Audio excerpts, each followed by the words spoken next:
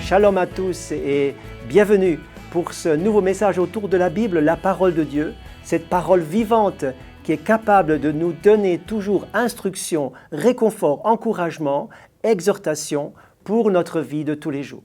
Le thème que j'ai mis pour ce petit partage, c'est « Dieu veut toujours être ton secours ».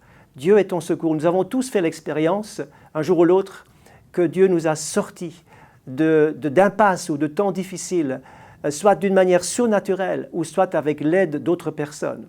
Je pense à ce texte du psaume 34, verset 6, quand l'Éternel nous dit « Quand un malheureux crie, Dieu entend et il le délivre de toutes ses détresses. » Ou encore dans Ésaïe chapitre 63, verset 9, je lis « Dans toute leur détresse, dit-il à Israël au travers de la bouche du prophète, dans toute leur détresse, ils n'ont pas été sans secours. Il les a constamment soutenus et portés. » Puis je pense aussi à Exode, au chapitre 3, ce texte où Dieu va manifester cette compassion qu'il a pour Israël en esclavage. Il a dit « J'ai vu, j'ai entendu leurs cris et je suis descendu pour les délivrer. » Je voudrais vous parler de deux situations.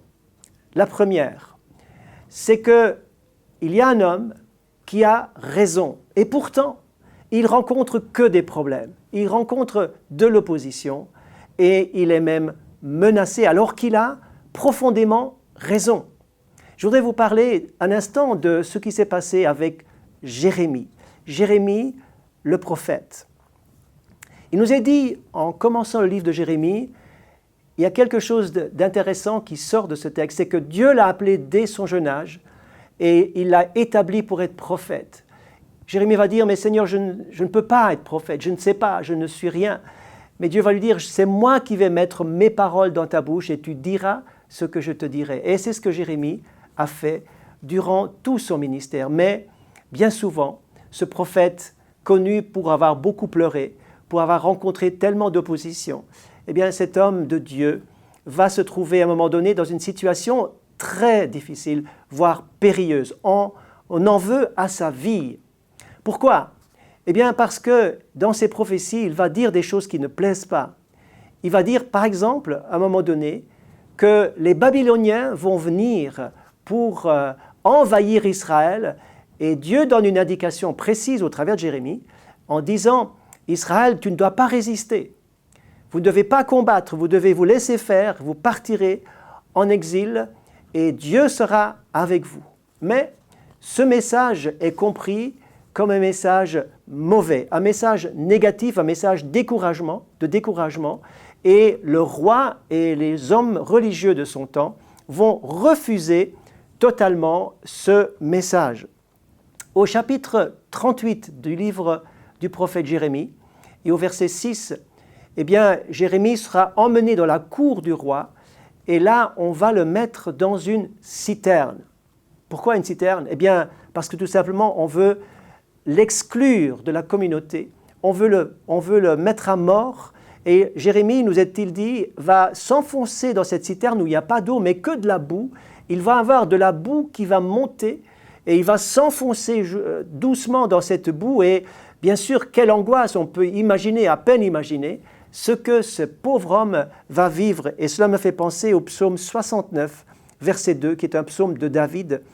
Peut-être qu'il a prié ce psaume, qu'il connaissait peut-être. « Sauve-moi, ô Dieu, les eaux me viennent jusqu'à la gorge. J'enfonce dans la fange, dans la boue, sans pouvoir me tenir. Un courant me submerge, je m'épuise à crier. » Et là, Dieu va avoir compassion de son homme et il ne permet pas, comme à chacun de nous d'ailleurs, que nous soyons éprouvés au-delà de nos forces, au-delà de ce que nous pouvons supporter. Et c'est exactement ce qui va se passer pour Jérémie. Et Dieu va mettre sur le cœur d'un homme qui est à la cour du roi, un homme qui vient d'ailleurs. Il est éthiopien, et il s'appelle Ebed-Melech, qui veut dire serviteur du roi. Il est eunuque et il est là juste pour servir. C'est un homme à tout faire, un homme qui sert. Et cet homme va prendre à cœur la situation de ce prophète. Il va oser quelque chose d'incroyable, il va s'approcher du roi pour demander grâce. Et le roi, alors que le roi avait accepté cette mise à mort de Jérémie dans cette citerne, eh bien, ce roi va changer d'avis et il va dire, « Ok, prends 30 hommes, descends avec des cordes, laisse descendre des cordes et demande à Jérémie de se saisir de ces cordes pour qu'il puisse être remonté. » Imaginez, 30 hommes vont se mettre en ligne, ils vont descendre ces cordes. Jérémie va s'attacher à ces cordes, va s'agripper de toutes ses forces à ces cordes et dans un sens d'unité totale, ils vont faire remonter Jérémie hors de cette citerne. Qu'est-ce que je veux dire par ce texte, par ce récit? Eh bien, c'est que Dieu peut vous secourir à l'aide de la prière de beaucoup de personnes, à l'aide de la prière et de l'intercession des gens qui prennent à cœur, qui se mettent en ligne, qui se mettent d'accord, qui sont unis pour vous faire sortir d'un temps difficile, alors que vous êtes dans le plan de Dieu, alors que vous êtes en train de faire quelque chose de juste. Dieu va motiver et mobiliser des personnes qui vont vous prendre à cœur, qui vont intercéder de toute leur force avec foi pour vous faire ressortir et vous allez pouvoir, comme Jérémie, vous en sortir parce que la prière de l'Église, j'aimerais vous le dire, est une puissance. Je ne crois pas dans l'Église virtuelle.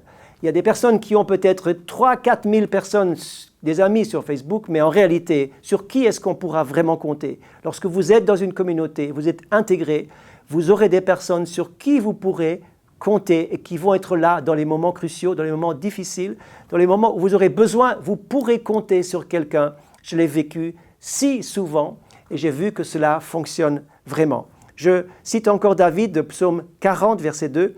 « J'avais mis en l'Éternel mon espérance.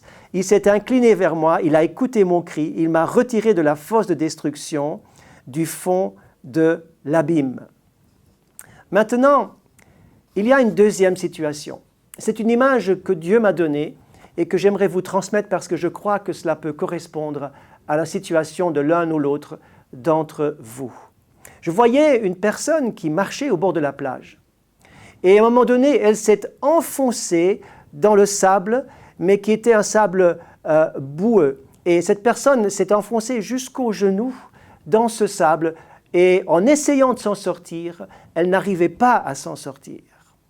Cette plage était une plage à la mer du Nord. Et je vais vous dire après pourquoi j'ai vu cette plage à la mer du Nord.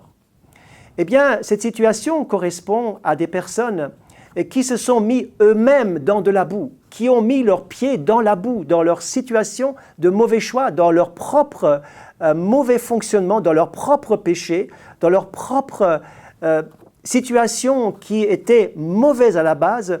Eh bien, vous vous êtes enfoncé et vous n'arrivez plus à vous en sortir de cette situation périlleuse, difficile. Vous êtes bloqué sur place. Et Dieu, finalement, veut dire au travers de cette image, tu as besoin de te repentir, de reconnaître que tes pieds sont dans la boue et que tu es là parce que, justement, il y a quelque chose que tu as mal fait, il y a quelque chose où tu as clairement désobéi, où tu ne fais pas la volonté de Dieu, mais Dieu, dans sa grâce, veut t'en sortir. J'ai donc vu cette image à la mer, à l'Atlantique, à la mer du Nord. Pourquoi? Parce que la marée va arriver. La marée haute va arriver et va monter. Cette personne bloquée dans la boue va être emmenée, soulevée par la puissance de l'eau, qui est l'image de la puissance du Saint-Esprit. Eh bien, cet homme va être soulevé surnaturellement parce qu'il s'est repenti. Et elle va être libérée de cette situation parce que Dieu fait grâce. Je termine ce message parce que je crois qu'il convient à une ou plusieurs personnes, vous qui me regardez. Et j'aimerais vous dire, ne retournez plus jamais dans des situations où vous serez coincés dans la boue.